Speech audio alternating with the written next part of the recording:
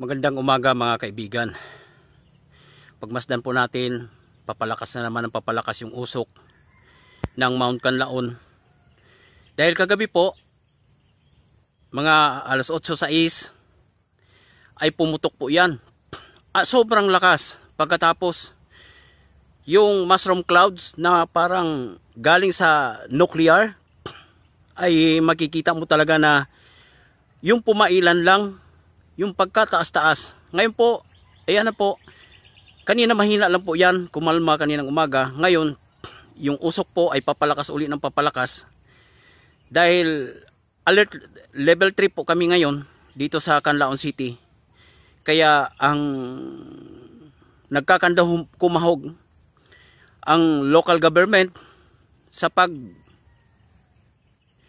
paghahanda ng kanilang mga service trucks papunta sa mga pick up point dahil sa anumang sandali o hindi inaasahan kung ano man ang mangyari ay ready na at malayo na po ang mga naninirahan sa paanan yan.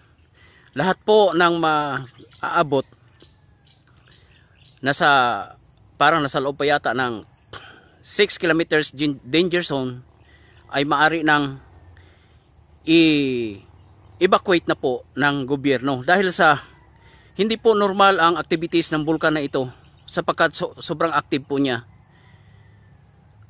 Isang taon na po sobra na ito po ay active na masyado mga kaibigan. Kaya sa mga kababayan na nasa paligid niyan at sa La Castellana City at saka sa La Carlota, iba yung pag-iingat po sa inyo ang payo namin mga kababayan. Kami dito, napapansin nyo yung gilid ng bundok na yan. Kung sakaling aagos po ang lava, lalabas yung magma sa bunganga ng bulkan na yan. Yung mga kanal na yan at saka yung malalaking kanal na yan ay sobrang malalalim po yan. Mga tig-3 kawayan po ang lalim po niya na pinagdugtong yung matataas na kawayan.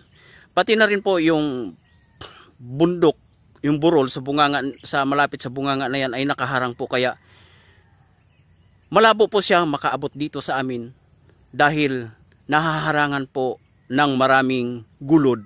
Bago dumating sa amin, kailangan punuin po niya pababa bago makarating dito sa kabayanan. Pa-like, pa-subscribe po para updated pa po kayo sa mga mangyayari po dito. O wag naman po sana, kaawaan ng Diyos. Manalangin po tayong palagi.